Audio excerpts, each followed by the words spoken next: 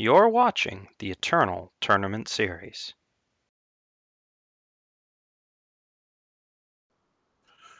Hello, and welcome to the top 8 of Week 1, Season 4 of the Eternal Tournament Series.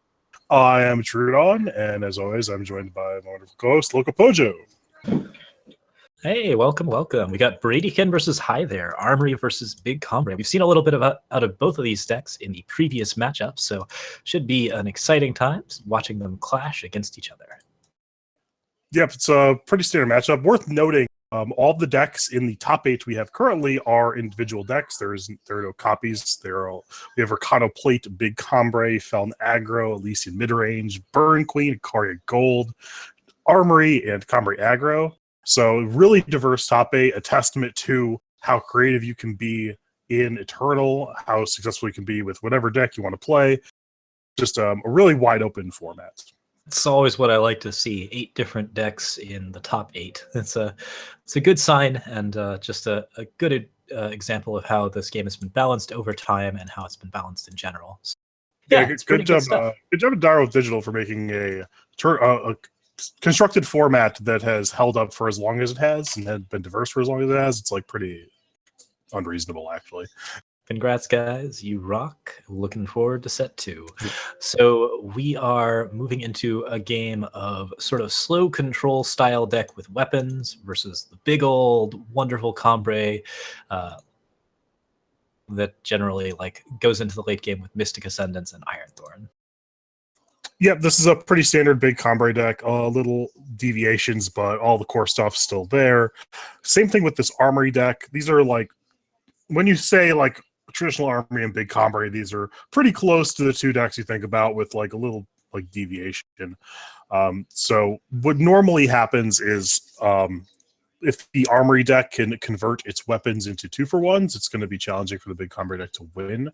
But if the big Combre deck is able to stick some of its more important cards like Mystic Ascendant and Seraph, then it will accrue advantage to those, snowballing the game. Yeah, can be pretty ridiculous if you can get that going. And of course, a lot of it often depends on when that Ikaria comes down and if that Ikaria comes down at the appropriate time, because while that card can be blocked by things like Great Parliament and Sandstorm Titan, if you get 1 or 2 swings with it and don't have it get stopped, then that's a really good way to sort of finish off a game where both players are running a little bit thin on resources. Yeah, definitely. And it'll be cool to see. Both players are actually playing harsh rules, so that's going to be an interesting dynamic where, how do they gauge extending out into the board? I guess the Armory deck doesn't really have a lot to throw out, so its harsh rules are likely to be better. I would actually expect that Hydar sides out his harsh rules going into the sideboarded games. Yep, they're not terribly effective cards against most of the Armory decks. Throne Warden and Ikaria the Liberator are, of course, cards that tend to be a little bit on the more defensive side. They deal pretty well with big, splashy cards like Harsh Rule. And then the Armorsmiths and the Artisans, while definitely being cards that you want to clear, usually not cards you want to spend 5 power clearing. And here we are moving into Game 1. It's best of 5. And Bradykin actually has as good a hand as you draw it up. I mean, at least I saw an Inspire and a Quarry, and I'm like, yes, that's great. That's what I'm looking for. Yeah. Also seeing a Find the Way from Hi There's side, which is actually a card that you really want to be drawing on turn 2. He's going to be able to pick up a bunch of extra power and make sure that he gets consistently up to those 4 and 5 drops. That should be pretty solid. Although, he's going to be slow out of the gates because the Find the Way comes into play depleted. And he has 2 of his harsh rolls, which are pretty close to dead cards in this matchup. So his hand is not the best. It's this Sandstorm Titan needs to do a lot of heavy lifting. And he's probably going to try and hold this Parliament until he can get the second Owl, if that's possible. The Desert Marshal is very helpful against relic weapons, but unfortunately the Sword of Ikaria got a pretty significant boost from both the Quarry and the Inspire. It's now too big for the Desert Marshal to deal with, and he can play it down and still torch the Marshal. So there's a lot of problems on Bradykin's side. Yeah, and Bradykin not electing to Armorsmith, there's not really any reason to do so yet. Yeah, it's really interesting how people tend to play Armorsmith as a simply free buff for the relic weapon. It's never played as like a tempo card, or it's rarely played as like a tempo card. You typically just use it to make sure that the weapon of choice stays for another turn, and then it lingers around as a blocker afterwards. And the game's going really well for Bradykin so far. Being able to not only attack for 4 damage with this Sword of Kari and protect it, getting the Warcry triggers for the following weapons is pretty relevant as well. We did see one of them go onto the Char Chain Flail. So being able to make the following weapons bigger, getting 2 forms of those, just snowballing out of control. Yeah, really good spot. He's pushing so much damage here. The Armorsmith does come down and secure that extra point. So that's yet another card taken care of. He's still got Harsh Rule. He's still got Double Torch.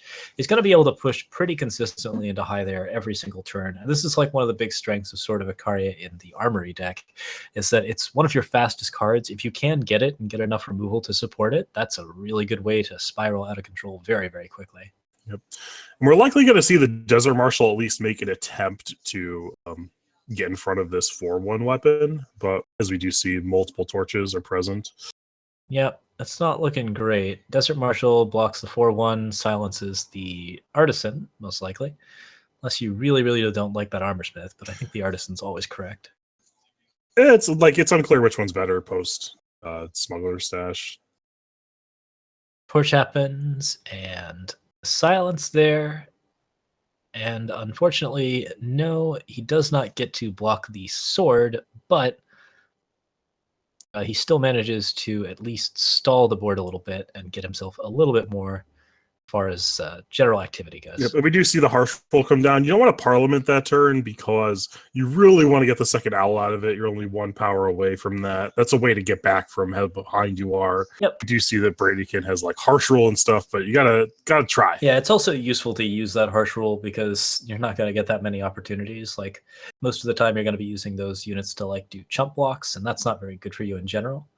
Great Parliament here with Stand Together actually looks wonderful. He gets an owl, and then he gets it to be a 5/5. That's almost better than having 2 4/4 owls. Yeah, depending upon how Bradykin sequences these spells in his hand, this could be very good. It's actually going to be good regardless. So Stand Together seems like the optimal play.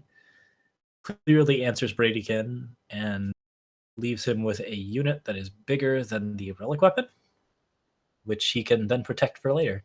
Yeah, this 5/5 might do some work because it's protected from the Harsh Roll. It's probably going to end up eating the Char Chain Flail, but that buys Hythar a bunch of time to draw into more top end. It takes away Bradykin's aggression because these weapons are going to end up removing stuff. So Hythar is going to be able to claw back a bit.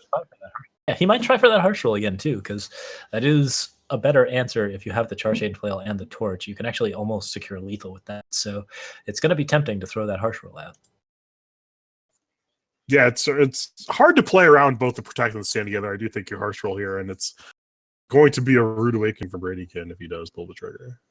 And not going to look great. He's going to take another 5, and then he will take a little bit extra from the Char Chain Flail hitting the owl. That's going to mostly even out the playing field. Hythar is still not sitting on anything particularly productive as far as like tempo goes. He just has that Harsh Rule, which is more of a stabilizing influence. So Bradykin's in a bit of trouble. But second Great Parliament, after seeing 2 Harsh Rules... Yeah, you slam it. I think you just play that out. If they have the third Harsh Roll, good beats. You just definitely jam that. And now we see Hythar just turning the corner, coming back. Yeah, this is the risk you have to take. There's certainly the possibility that Bradykin can pull a Harsh Rule, but Hythar is so far ahead on board right now, and that Harsh Rule has come out. Rise to the Challenge will pick up Bradykin, pick up something for Bradykin. I think you get a Karia here, and then you see with the 3 remaining mana, you can kill one of the owls. Although you really want to kill the 5/5. I guess you actually have to Torch kill the 5/5. Maul is like interesting here. He has a couple of options. Like he could try and kill one of the owls and set up with a Karia. Like that's certainly sort of the better option. I think Stone Scar Maul is a really good choice as far as like pushing damage across. He can potentially get actually, yeah, those represent Stone Scar Maul and a Torch. Yeah, because 5 goes over and then the Torch is lethal, so that is the line. So can he live to that is the question, and if he Char Chain Flails the owl, he's going to take a 9, and yeah, he can. He could also just not do anything. Yeah, I can't see the stats on the Maul right now, but as long as he has enough health to live through the Maul hitting the Owl, that should be good. So we will see. There's 5, 6, 7, 8, 9, 13 damage here. Any extra push would be very, very bad, but Hythar doesn't really have it, so that's not going to work out that well. From here, he can Stone Scar Maul and push the torch, and is that just game? Yes. Should be enough. Even the Scorpion Blast could jump in front and he takes more damage. Scorpion Wash could jump in front if Hythar really, really wanted to kill himself, but it looks like we're going to secure that with the torch, and Bradykin pulls it out. Yeah, exactly lethal. Really close game. That came down to the wire. Bradykin was really far ahead. Hythar got to claw back, and then Bradykin just barely is able to get through, push through exactly lethal on the last turn. He's able to do so. Yeah, I think Hythar played his cards correctly. I'm curious what that world looks like where he doesn't protect the Owl after the stand together on the second Harsh Rule, and then plays his second Parliament, which he didn't know he was going to draw. Like, it seems like he might be able to protect from the torch there, which is pretty good, but he'd be pushing less damage. I'm curious if there was a way out for him, even if it wasn't the optimal line of play. Yeah, definitely. Hopefully players will be moving into Game 2 shortly. There's no sideboarding for Game 2. Players are currently figuring that out. Yep, so they will be moving into Game 2. Yep. They're in best of 5, so first 2 games aren't sideboarded. Remaining games are. Aha, yeah. So neither player can sideboard, but hopefully we'll see some new cards coming in. I'm looking forward to seeing some Dawnwalkers. Is it best of 5 in quarterfinals? I think it's best of 5. I think it's best of 3 in quarters. No, I think it's best of 5. It's so. Fair enough. It's best of 5 for all of top 8. That's my mistake. So I'm making a similar mistake to what these guys are doing, and it looks like they're going to go ahead and check in real quick and make sure that it's not best of 3. So yeah, it is best of 5. Hythar and Bradykin are going to be checking in real quick with us to make sure that it's not that, but I had it wrong as well. So sideboard plans look pretty interesting. I'm really looking forward to seeing Hythar bring in some Dawnwalkers, because I really like Dawnwalkers against Armory decks. Oh yeah, definitely. Solid investment. Yeah, Dawnwalker is an exceptional card against Armory. It's just it's hard for them to get rid of, especially in Bradykin's build. He does not have any Valkyrie Enforcers. You can't silence it at all. You can't give it minus strength in any way. So it's there forever. Yep. A lot of cards that are very armory minded. You have these Xenon obelisks, which are certainly big stuff, and then so we will be set up with the Steward of Prophecy. That's just a really, really fun card if you are playing against Ikaria. And then Healer's Cloak, of course, is a pretty good card for getting you a little bit of extra health on a unit that would otherwise not be able to last against a weapon. I think there's a lot of really solid late game stuff for Hythar if he ends up playing. We do move in here into Game 2. Both players look to have reasonable hands. Bradykin has some stuff to blunt whatever early pressure Hythar may present, but Hythar is really not interested in early aggression. He's trying to get to the end game, trying to get value from Mystic Ascendant, Seraph, all that stuff, and he does have a stand together to help facilitate that now. We have Auric Runehammer as a possible card for Bradykin. It only kills that Temple Scribe, unfortunately, so there's not a lot to it. And that Temple Scribe is a pretty good answer to the because it means that whatever it is that Bradykin wants to play, there's still going to be the Temple Scribe to clean it up. Yeah, having the 1/1 in play does certainly jam stuff up. It makes this Auric Runehammer a lot worse. He's probably just going to try and get value from this Harsh Rule. It's likely that Hythar has to extend 1 more creature out because 3 isn't really enough, but maybe they play conservatively and just pass with the stand together up, which is very reasonable. You're good against weapons because you have 2 creatures. It's an amount of damage that they have to eventually worry about. So we're probably going to see a Throne Warden here, which will then force Hythar to extend into a potential Harsh Rule. Yeah, I think this was a tough decision either way. It's pretty hard to play into the potential Harsh Rule, but I don't know. Hythar might have had enough stuff that he could have been okay with it. Now he's going to silence the Throne Warden. There's still the possibility of the Harsh Rule, and Auric Runehammer is going to come down. Yeah, now Bradykin doesn't even need to pull the trigger on the Harsh Rule. You just eat the 3/3 flyer, use a blocker for these little guys. Now the Orc Runehammer just gets to go to work. Yeah, even with the blocker, like we have Vanquish and then we have Stand Together, and that's the only way that you get rid of this Orc Runehammer. And which is something that the Hythar can do. It's not unreasonable. It looks like they're just content to jam in.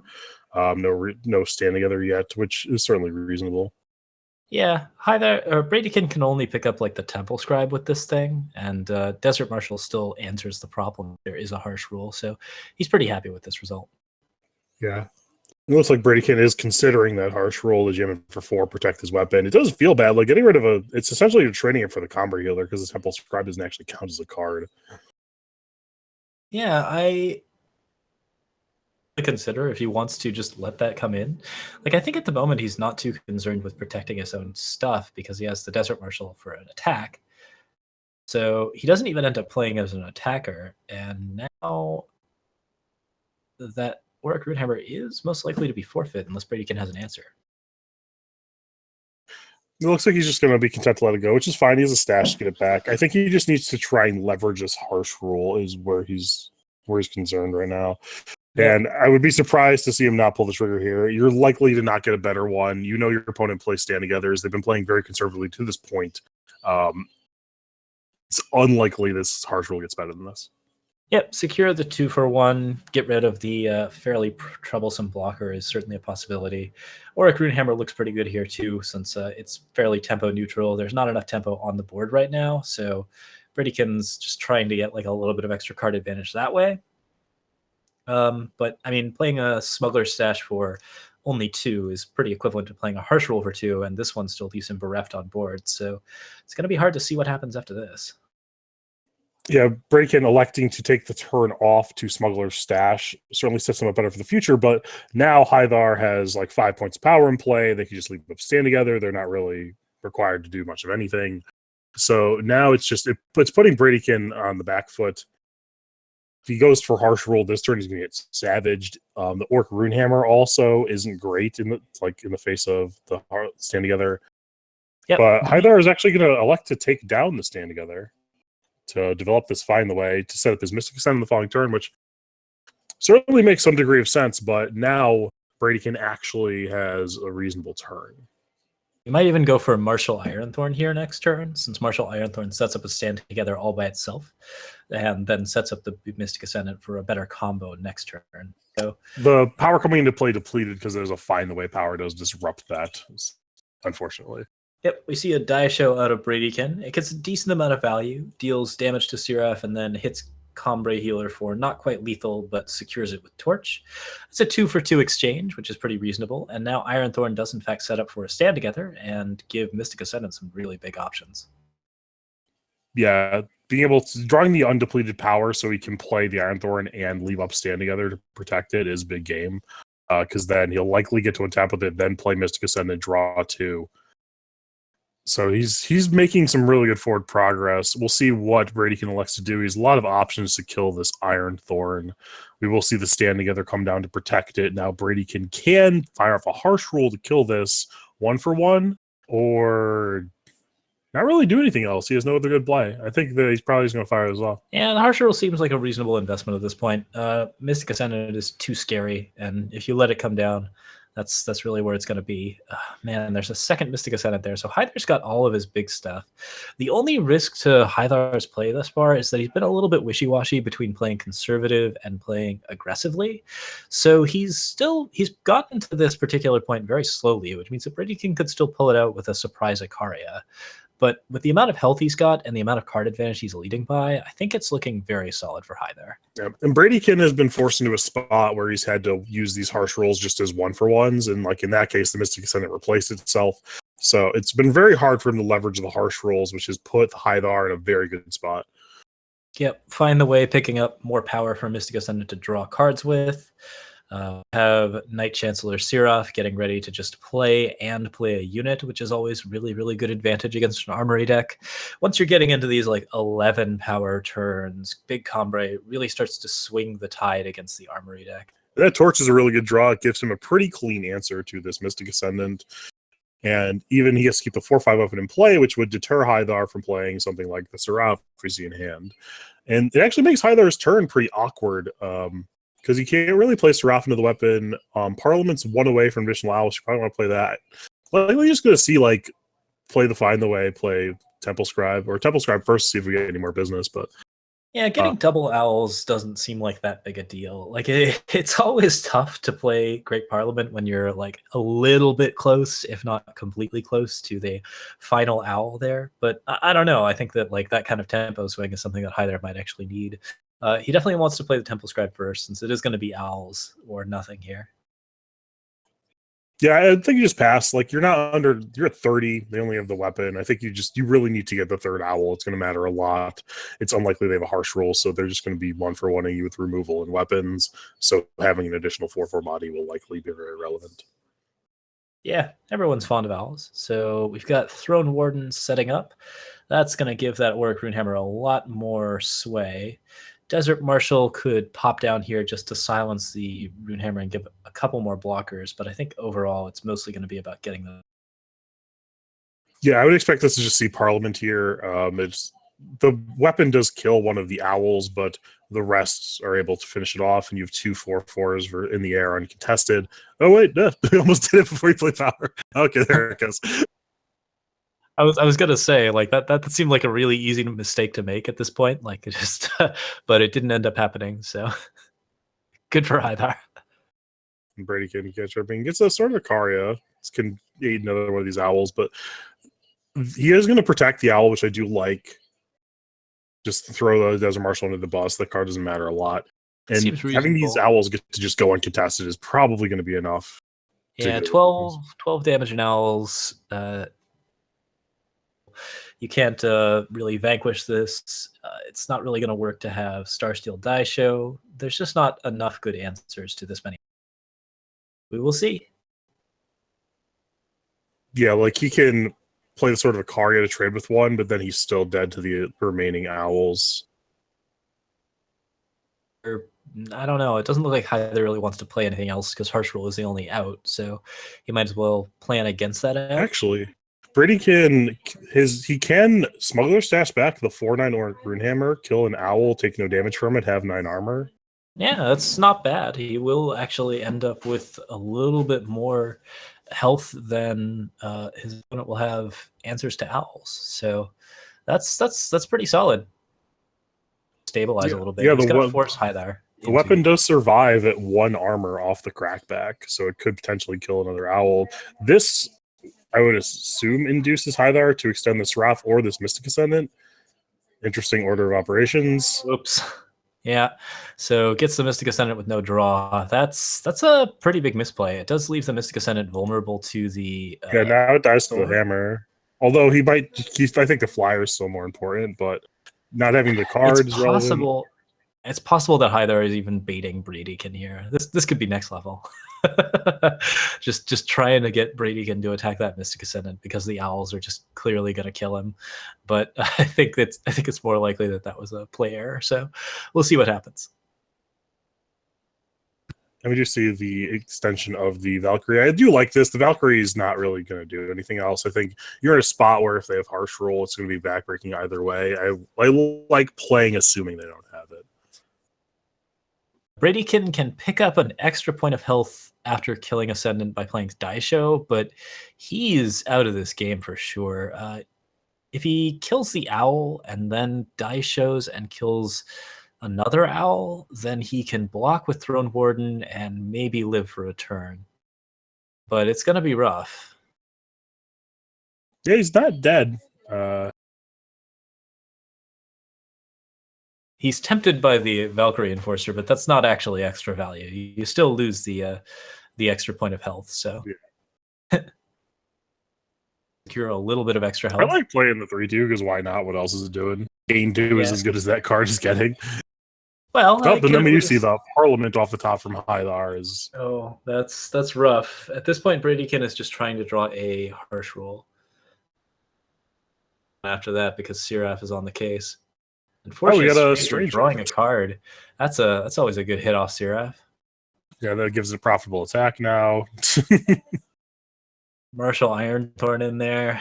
This is a hot mess. This is so not now, looking good for Brady. now even if Brady can drew a harsh roll, then the Parliament follows up, and Yep, it's 2 harsh rules in a roll or bust. all right. So now we will be moving into game 3 of sideboards. So we All will see right. what these players get to bring to bear. Yeah, let's go ahead and watch that roll happen. So hi there. Hopefully we are going to be seeing those Dawnwalkers. We have the Steward of Prophecy, which I'm also looking forward to seeing. I really want to see Steward just silence an Ikaria. That just always feels really satisfying. It's really fun to watch. I've had my Vodkin Steward of Prophecy before, which is the worst. That seems like a really rough time because you have 7 power that you can spend to play a 0/0. Yeah, I could spend 7 power to discard a card. It is pretty great. Like to activate your Soul Collector. Yeah. Extra synergy right there. Okay, so we have Plagues, Valkyrie Enforcers, Furnace Mage, Treasury Gates, Throne Warden, and Ikaria the Liberator in the Armory sideboard. If you roll for extra Ikarias, you do have better late game against this Combre deck, and I think that is pretty reasonable, but there's also the consideration of whether or not you want to be trying to play more early stuff and try and actually beat your opponent down. It's really a question of like which way you want to weigh. I actually think Treasury Gate is going to be pretty good in this matchup. They do get pretty grindy. Having creatures to protect your weapons, potentially trade into your opponent's creatures, are going to be pretty relevant. This is definitely a matchup where I would expect Treasury Gate to be good. And like, if it's not good here, I don't think it's good anywhere. Yeah, I mean, there's the possibility that he's going to try for the more aggressive strategy. It looks like he's cutting Stone Scar, so most likely he's actually going for a later game strategy with a little bit less of the push through, trying to set up value engines with Starsteel Daisho. Treasury Gate would be a very good choice, of course. You could run just basically anything that like gives you that extra amount of damage, which is to say Ikarias and Treasury Gates primarily. Those are the really good cards in this matchup. If you wanted to go for like a more aggressive strategy, then you cut some of the larger cards and try to get like more Valkyrie Enforcers, more of the like simple stuff. He is going for 4 Valkyrie Enforcers. Yeah, it's an interesting plan. We can also look over at Hythar's side. He has access to a little bit of a transformative cyber with Awakened Students and Dawnwalkers. He also has access to the sort of Prophecy, as you said, Xenobelisks, Reality Wardens. We do see, as we look over to his side, that he's just brought in the Reality Wardens and the Awakened Students. Only a little bit light sideboarding, just trying to be a little bit more proactive, present threats that the Armory deck has a challenging time to deal with. I'm surprised to not see. Oh no, the Dawnwalker's in there. Okay, yeah, I was gonna say that would have been weird. Yeah, each of these decks is trying to be just a little bit slower than their opponent. So since they're already like sort of evenly matched in terms of like tempo stuff, they both play a lot of big stuff. It's really kind of a shell game as to how you sideboard here if you want to try and set up like a really, really big, slow, super high value turn, or if you want to set up the more tempo oriented stuff and get a little bit lower to the ground so that you can push that damage early. So, yeah. Hythar isn't like setting an Awakened Student isn't necessarily to become lower to the ground. He just wants to be more threat dense because Armory just has a hard time dealing with large creatures.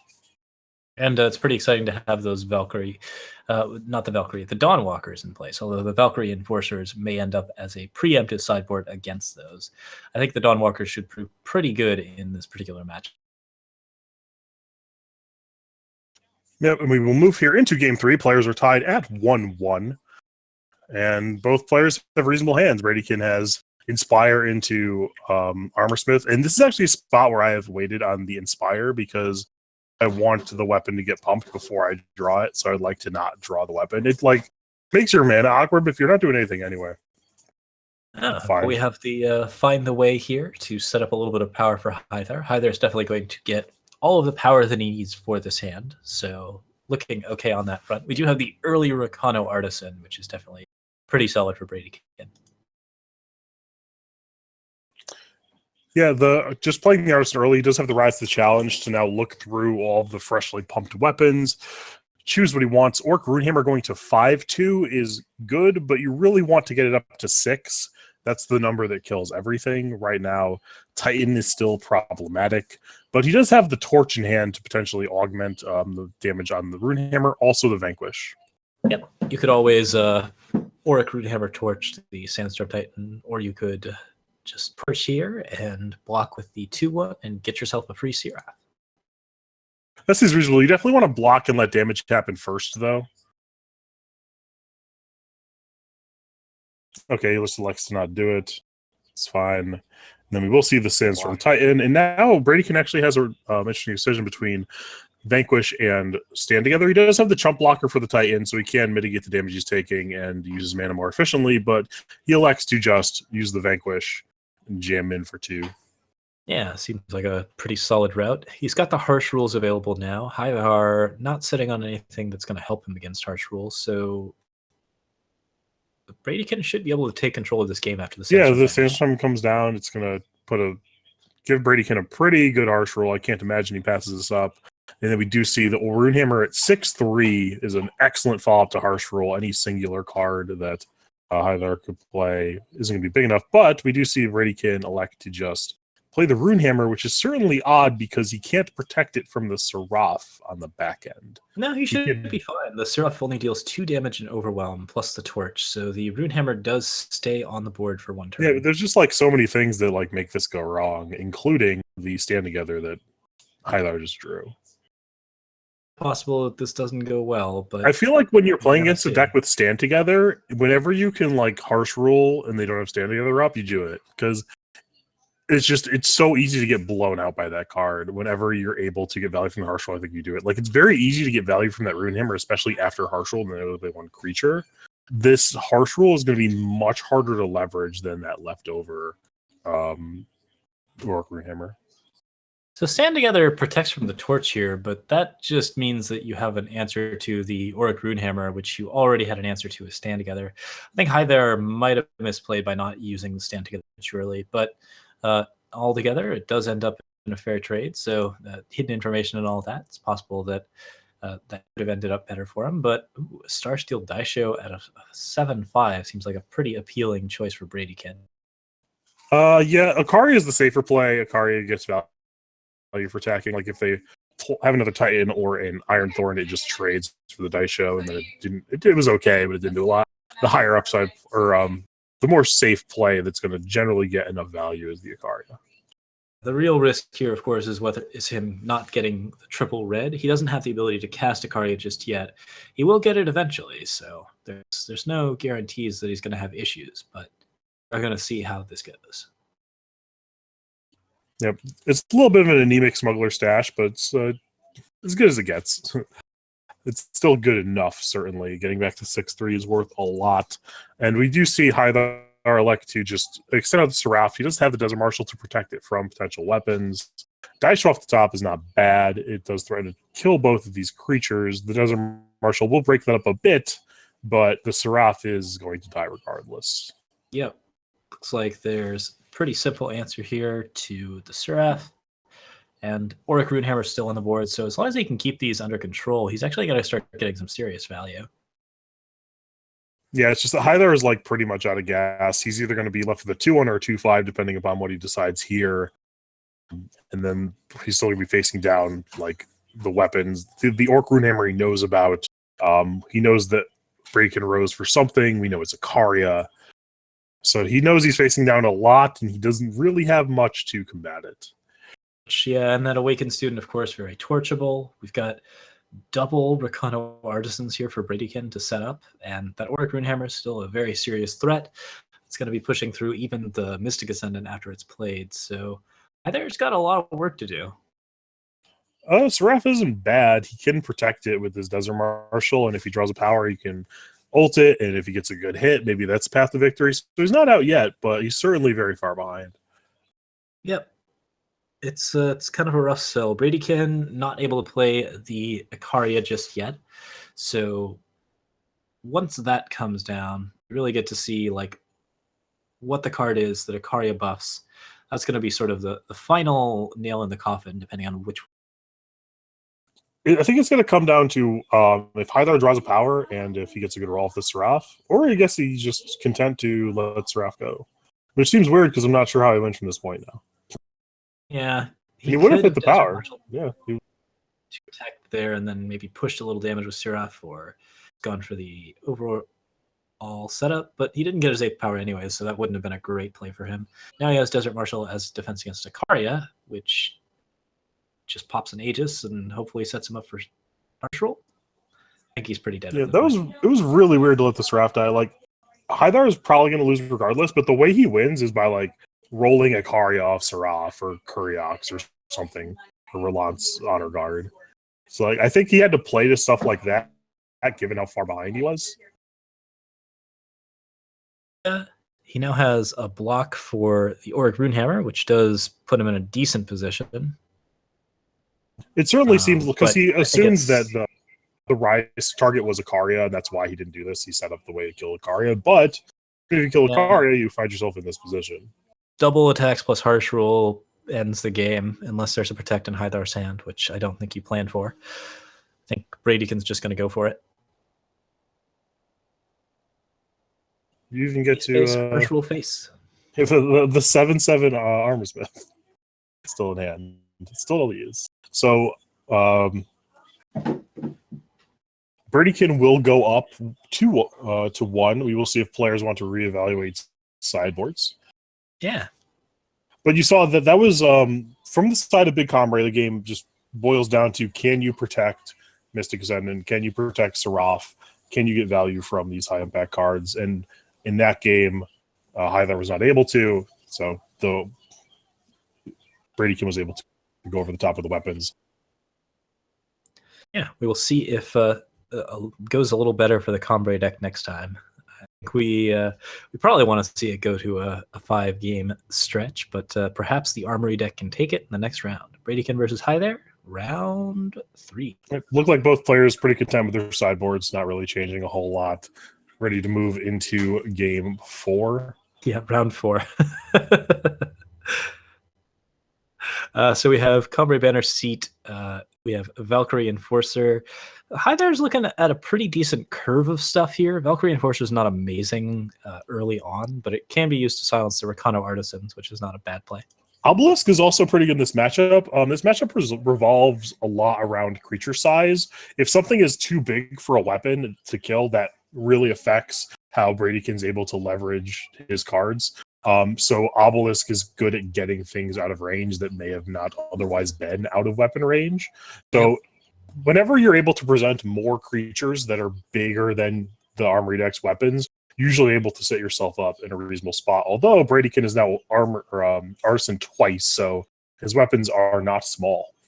Yeah, and the big risk behind Obelisk, of course, is that you don't develop a unit, which if you don't develop a unit against Auric Runehammer, then you're pretty likely to take a lot of damage early. But it's Rise to the Challenge on 4 instead for Bradykin, so Hythar will have a chance to put up this Xenon Obelisk. He'll be a little vulnerable to Vanquish as a result, but overall it should turn out pretty well for him. Yep, he has a lot to choose from here from this Rise to the Challenge. There's like all these, like even the Dice Show now that it's been pumped twice is a reasonable card. Yeah, I think Daisho is a very reasonable pickup if you get a Warcry on it from Rakano Artisan, and it's pretty good in this matchup in particular because there's so many different things that you can hit, and there's so many different things that you kind of have to clean up in order to avoid having to play Harsh Rule into Stand Together, which is really not the situation you want to be running. So yeah, it looks like Bradykin picks up a really solid Daisho. Daisho is not playable just yet, but he's got the stash available. He's got a lot of ways to sort of leverage this sort of possible damage. And if we see Hythar play a Xenon Obelisk, he's going to Vanquish and push in for 4. I do like the Xenon Obelisk on the side of Hythar, though. I want to get it in play as soon as possible, so all of my creatures are as large as they can be, making weapons as awkward as I possibly can. We see in this situation that the Sandstorm Titan being one bigger does threaten to trade with the Dice Show. Bradykin did draw the other Vanquish, but if he didn't, the Xenon Obelisk would have become very relevant. Yeah, this Vanquish here gets rid of the Sandstorm Titan. We have Auric Runehammer as a possible way to deal with things, but if Hythar can play down anything with 6 health and make it into a 7 health unit, that's going to make Bradykin's options very, very limited. Yeah, now Hythar is in a really awkward spot. He can play a 5/5 Owl, which he knows that Bradykin rose for something. It's not really going to survive that. Even if it did, like you're on air after that. So Hythar does not have particularly good options this turn. Daisho represents 8 damage against Parliament, which is pretty rough. And Parliament is just not a very good spell right now. So, gonna be a rough hit. Oh, worth noting, Bradykin cannot cast the Orc Hammer because he's out of Double Justice, and he can't cast any of these cards, can't actually. Daisho either. He's completely out of luck on that front. Yeah, so he needs to not only top deck a power, he needs to top deck a green power specifically. And if he doesn't, that is certainly a path for Hythar to come back. He now is up to 8 with this Iron Thorn. He can protect the first thing with a Wasp. This is actually like heavily swung in Hythar's favor in a very short period of time. Yep, getting up to the 8 power is the really crucial thing here, because now all of his cards are just so much better against weapons with Obelisk out. So I think he's probably going to take this one. We've got a 2-1 and another 2-1. Bradykin's just looking at a nightmare hand. 4 cards with Double Justice in their costs, and he's a 3-color deck that really invested a little bit too heavily in these. This is an issue of his sideboard in particular, is that he had those Valkyrie Enforcers in the sideboard, but he may not have actually fixed his power base around all of the new influence symbols that have been brought in. Yeah. And that's an easy mistake to make.